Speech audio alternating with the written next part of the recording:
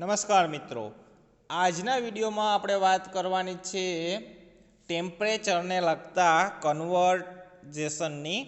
તો કે સેન્ટીગ્રેડમાંથી ફેરનહીટમાંથી રૂમર અથવા સેન્ટીગ્રેડમાંથી કેલ્વિનમાં કઈ રીતના રૂપાંતર કરવું તેના સૂત્રો અને તેની માહિતી આજના વિડીયોમાં આપણે મેળવીશું.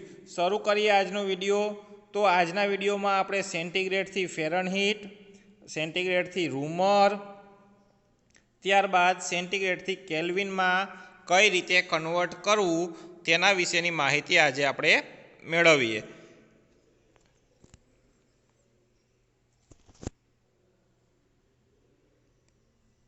હવે આપણે સામાન્ય માહિતી મેળવી લઈએ. તાપમાનના સ્કેલ એટલે કે એનું ફ્રીઝિંગ પોઈન્ટ અને બોઇલિંગ પોઈન્ટ કેટલું છે તેના વિશેની વાત કરીએ.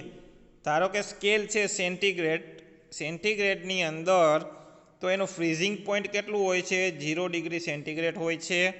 બોઇલિંગ પોઈન્ટ તો કે 100 ડિગ્રી સેન્ટીગ્રેડ.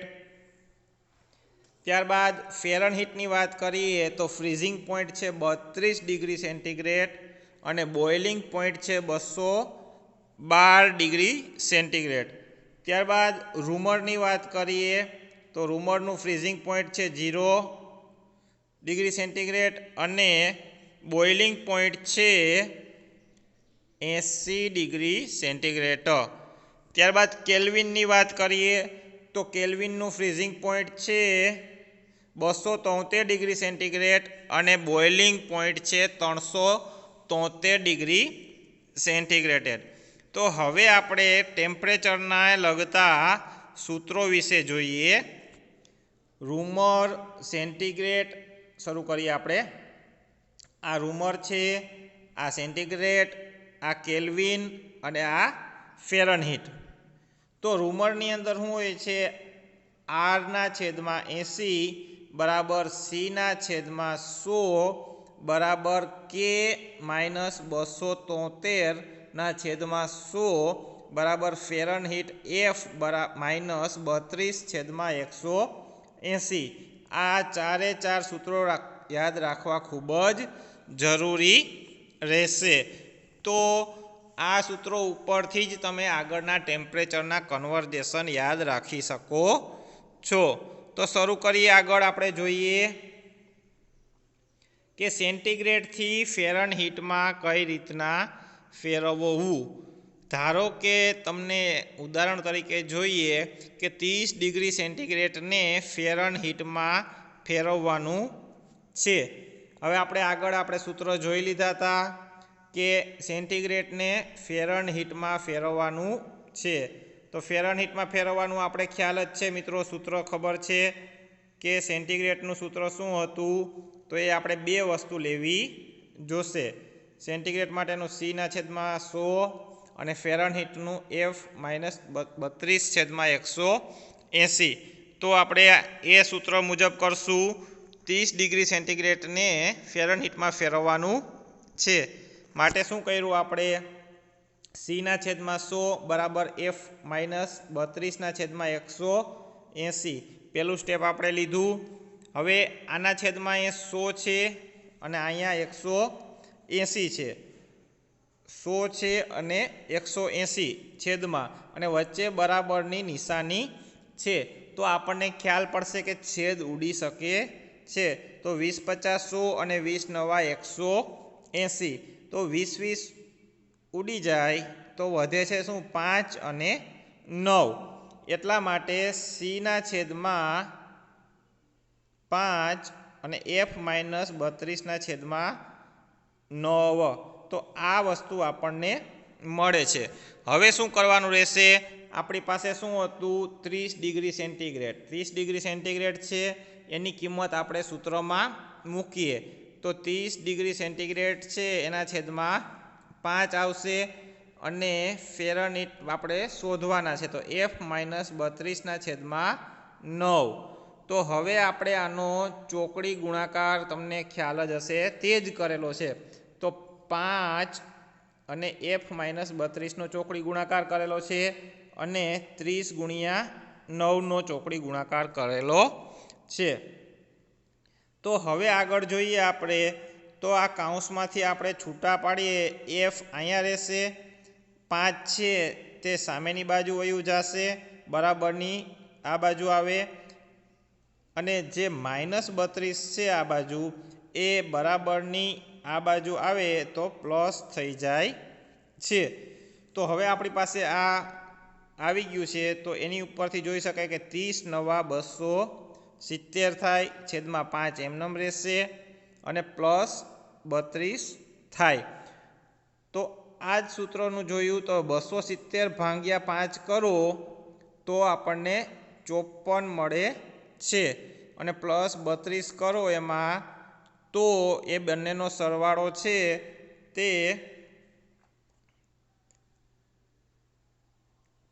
86 મળે. તો 30 ડિગ્રી સેન્ટીગ્રેડને આપણે ફેરનહીટમાં ફેરવવા હોય તો 86 ડિગ્રી ફેરનહીટ થાય. તો આ આપણે સેન્ટીગ્રેડનું ફેરનહીટમાં કઈ રીતના કન્વર્ટ કર્યું તેના વિશે માહિતી મેળવી.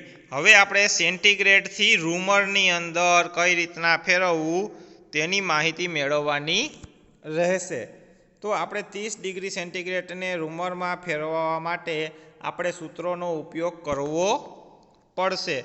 તો સેન્ટીગ્રેડનું સૂત્ર યાદ છે જ આપણને, C/100, અને રૂમરનું શું આવે છે, R/80. તો હવે આપણને ખ્યાલ છે, બરાબરની નિશાની છે, આ બાજુ 100 છે, આ બાજુ 80 છે, તો છેદ ઉડે છે. તો 20 50 100 થશે,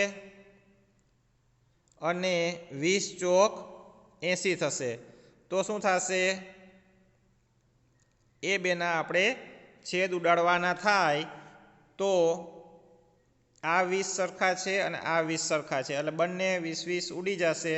તો C/5 અને R/4 વધે છે, 5 અને 4. તો આપણને સૂત્ર અત્યારે કયું મળે છે, આ સૂત્ર મળે છે. એની અંદર આપણે સેન્ટીગ્રેડની કિંમત મૂકવાની છે કે જે 30 આપેલા છે.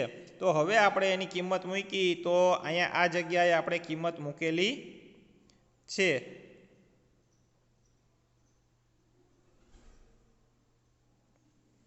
(30/5 બરાબર R/4).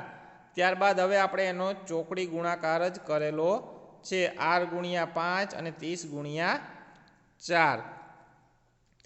R/5 અને 30/4. તો આપણે જોઈ શકીએ છીએ કે 30/5 આવશે, બરાબરની આ બાજુ આવે તો છેદમાં, અને 4 ગુણાકાર છે. તો એનું આપણે સાદું જ છે કે 30/4 એટલે 120 થાય, એના છેદમાં 5. તો 120/5 કરો તો તમને જવાબ 24 મળશે. એટલે કે સેન્ટીગ્રેડને રૂમરમાં ફેરવેલા છે. તો 30 ડિગ્રી સેન્ટીગ્રેડને રૂમરમાં ફેરવો તો 24 તમને જવાબ મળશે. ત્યારબાદ હવે આપણે જોઈએ સેન્ટીગ્રેડથી કેલ્વિનમાં રૂપાંતર કરવાનું છે. સેન્ટીગ્રેડનું કેલ્વિનમાં રૂપાંતર કરવાનું રહેશે. તો કઈ રીતના થશે, આપણે 30 ડિગ્રી સેન્ટીગ્રેડને જ કેલ્વિનમાં ફેરવવાના છે. આપણે સૂત્રનો ખ્યાલ જ છે કે C/100 બરાબર K-273/100. આ બંને સૂત્રો છે, તેની મદદથી આપણે સેન્ટીગ્રેડને કેલ્વિનમાં ફેરવીશું. હવે આની અંદર આપણે જોઈ શકીએ છીએ કે બંનેના છેદ સરખા છે, 100 અને અહીંયા પણ 100, એટલે બંને 100 છે એ નીકળી જાય અથવા તો છેદ ઉડી જશે. તો આપણી પાસે શું વધે, C ડિગ્રી સેન્ટીગ્રેડ છે બરાબર K-273. આ વસ્તુ આપણી પાસે વધશે.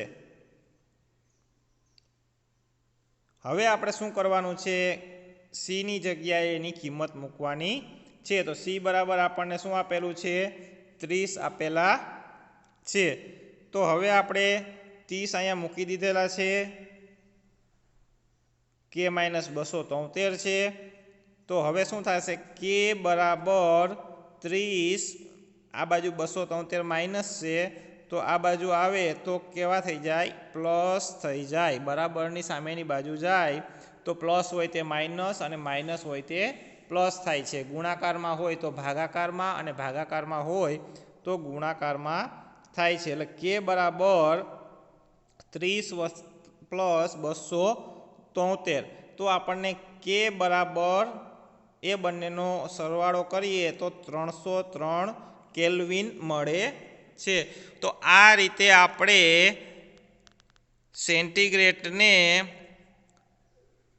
ફેરનહીટ, રૂમર અને કેલ્વિનમાં કઈ રીતના ફેરવવા તેની માહિતી આજના વિડીયોમાં આપણે મેળવી.